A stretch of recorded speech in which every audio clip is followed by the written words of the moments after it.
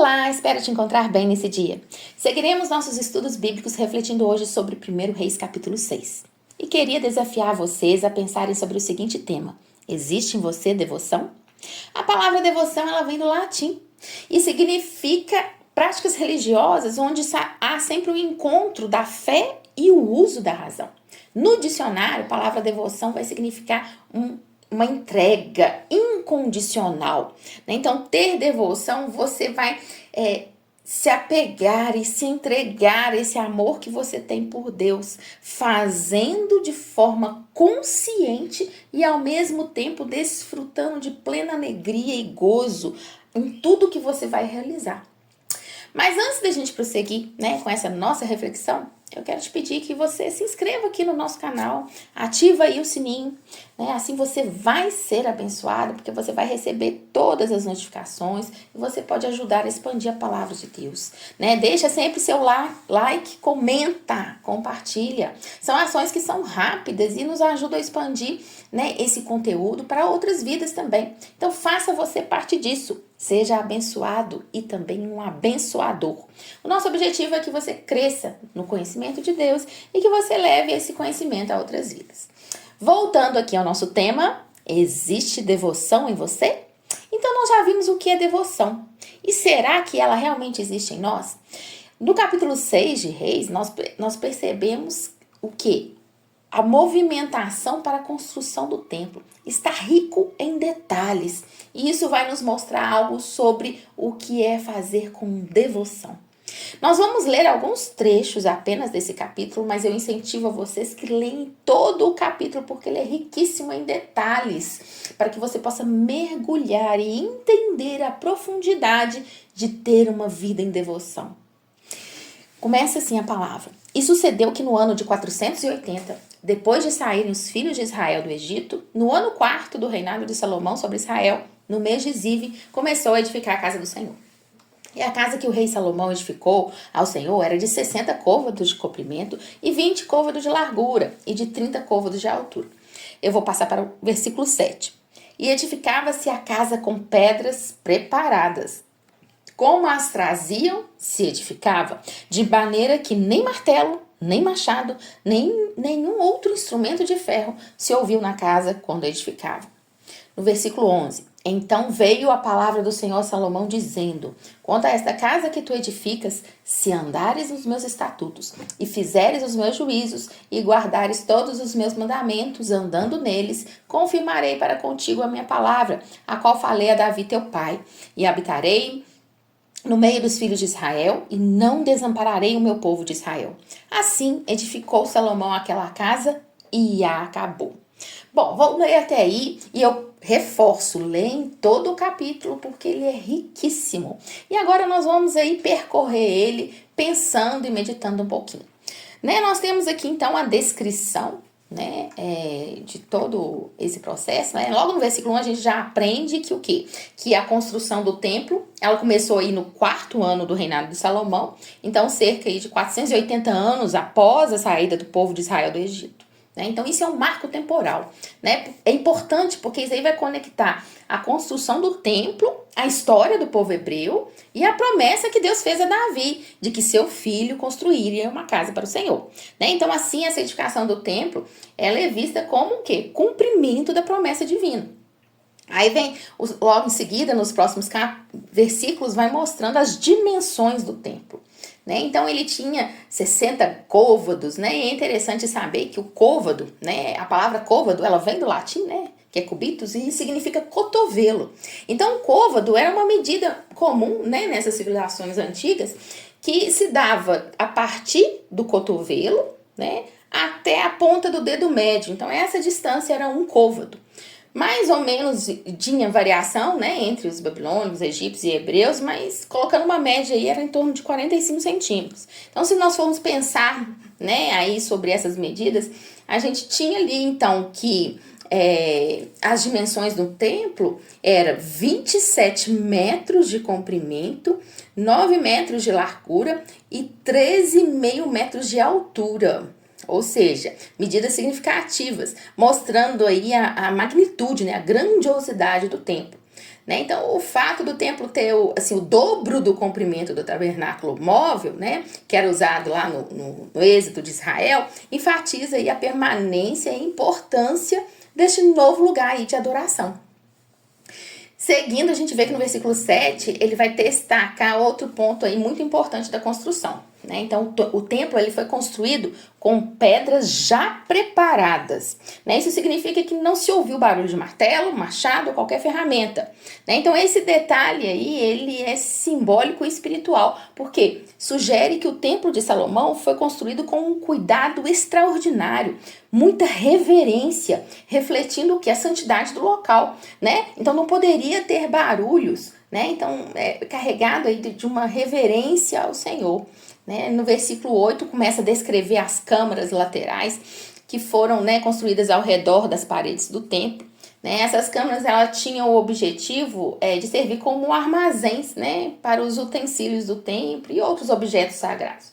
Então a disposição dessas câmaras vai demonstrar assim aquela atenção criteriosa, né, aos detalhes na organização e na funcionalidade do espaço sagrado.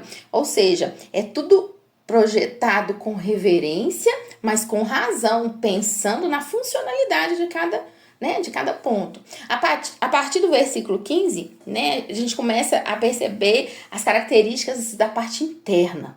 Né? Então, elas eram revestidas de cedro do Líbano, né, que era uma madeira nobre, que simbolizava a riqueza e a beleza. Então, o externo foi posto, mas o interno, ele é trabalhado para ser rico e belo, né? Então, além disso, elas eram adornadas com esculturas de querubins, que eram, né, os seres celestiais, né, da tradição judaica. Esses querubins também apareciam lá no propiciatório da Arca da Aliança, né, representando o que ali? A presença de Deus. No versículo 16, a gente já tem o destaque ali para o Santo dos Santos, que é a parte mais sagrada do templo, onde a Arca da Aliança, então, seria colocada. O Santo dos Santos era separado por um véu, né, de linho, indicando a separação entre o homem e a presença divina. Isso enfatizava a santidade do lugar e também reforçava o quê? A referência necessária, né, na abordagem a Deus. Salomão mandou esculpir querubins, né, nas paredes interiores do templo. As suas asas eram estendidas, né, tocavam uma na outra, tocavam nas paredes, simbolizando que o quê? Que tinha proteção, né, de Deus sobre todo o espaço sagrado, né, tocava em todas as partes. Né? Então, o capítulo 6 todo ele vai mostrar assim, de forma bem detalhada, né, a construção, a ornamentação do templo de Salomão, destacando o quê? Essa dedicação, né, com detalhes, esse critério que representa a extrema devoção do povo de Israel a Deus. Sabiam da importância, né? Então, cada elemento de colunas a portas, de paredes esculpidas, ornamentos, né, foi projetado para honrar a presença de Deus e criar um espaço de adoração majestoso, né, que conseguisse contemplar aí a glória de Deus. Isso não apenas simbolizou aí a grandiosidade espiritual do templo, mas serviu também como um lembrete, né, a todos da aliança entre Deus e o seu povo. Continuando, a gente percebe que o prazo, né, de execução aí da obra levou 7 anos. E essa precisão temporal, ela destaca também o compromisso e a dedicação de Salomão, né, e o povo de Israel, que se dedicou a esse projeto. Né? Então, são 7 anos de trabalho árduo, habilidoso, né, criterioso, como a gente falou, demonstrando a importância que o templo tinha na fé e na vida do povo de Israel. Era importante fazer com critério, minúcias e rapidamente. Né? Então, ele vai mencionar, né, que o ano que o templo foi construído é o 11º ano do reinado de Salomão. Né? Então, isso fornece aí um contexto histórico e cronológico importante que vai ligar aí a construção do templo a um período específico na história de Israel. Também é mencionado que o templo foi concluído no mês de Bul, que corresponde, né, a outubro, novembro, no calendário judaico. Né? Então, essa precisão aí temporal ajuda a situar aí o evento dentro da narrativa bíblica como um todo. Vai enfatizar muito, né, a fidelidade de Deus à sua promessa. Né? Então, desde os dias do rei Davi, Deus havia prometido que um templo seria construído para a sua habitação. E agora essa promessa estava sendo, então, finalmente cumprida. Né? Então, essa realização, essa construção do templo é um testemunho de fé, um testemunho de obediência do povo de Israel. bem como, né, da fidelidade de Deus em honrar suas promessas. Então, o que a gente pode, a partir daí, pensar, né, sobre 1 Reis, capítulo 6, para os nossos dias, né? Então, a gente tem aí um relato detalhado, né? Mas dentro desse relato detalhado, a gente pode encontrar lições cristocêntricas, né? Que tem relevância, assim, direta para os nossos dias. Esse grandioso templo, que resplandeceu toda a sua magnitude, não foi apenas um marco na história de Israel, mas também ele vai apontar para Cristo e sua obra redentora de maneira notável, né? Primeiramente, o templo era o lugar onde a presença de Deus habitava. Hoje nós sabemos que Cristo, né, em Cristo somos o templo do Espírito Santo, né? Como diz lá em 1 Coríntios 3,16. Então Deus não habita mais em templos feitos por mãos humanas, mas em coração regenerados. Assim, somos lembrados, né, da importância de manter nossos corações puros e dedicados a Ele, né? E refletindo ainda mais, o templo estava repleto de simbolismo que apontava para Cristo. As colunas representavam ali a estabilidade e a força que nós só encontramos em Cristo. Ele é a nossa rocha, a base firme da nossa fé.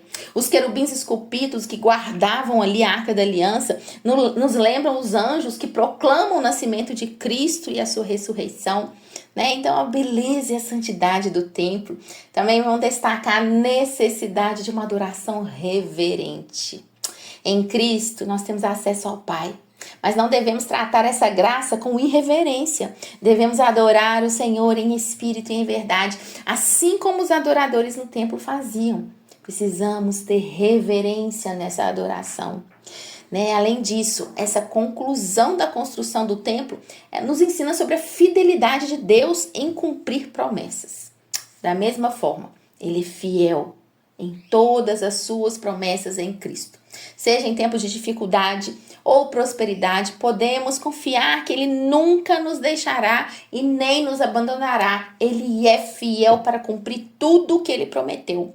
Portanto, quando a gente reflete nessa grandiosidade do Templo de Salomão, nós somos lembrados de que em Cristo encontramos um templo muito maior, mais glorioso e eterno.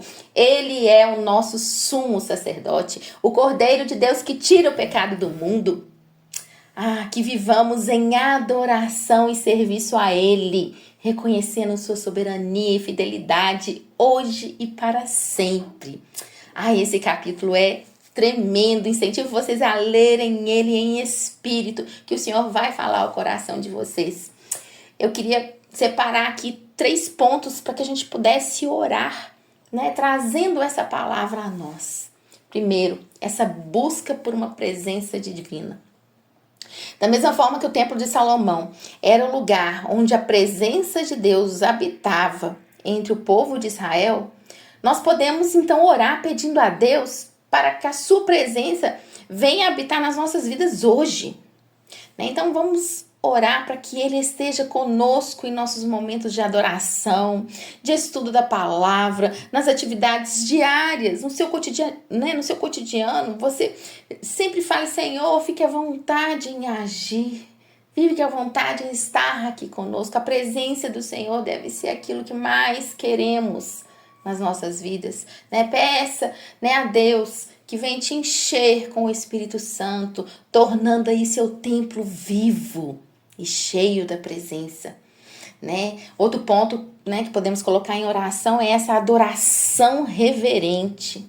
Então, o templo era um local de adoração reverente. O povo de Israel se aproximava a Deus com respeito e temor, né? Então, peça a Deus para que venha te ajudar, que Ele possa nos ajudar a adorá-lo sempre com sinceridade e reverência, né? Oremos para que as nossas adorações não se tornem rituais vazios, mas encontros genuínos com essa entrega incondicional, né, com Deus Todo-Poderoso. Queria também te incentivar a orar pela fidelidade a Deus. A construção do templo foi um cumprimento da promessa divina a Davi e um testemunho da fidelidade de Deus em cumprir promessas. Podemos orar para que Deus nos ajude a ser fiéis a Ele em todas as áreas de nossas vidas. Que você venha orar, se comprometendo em cumprir todos os votos e as alianças com Deus.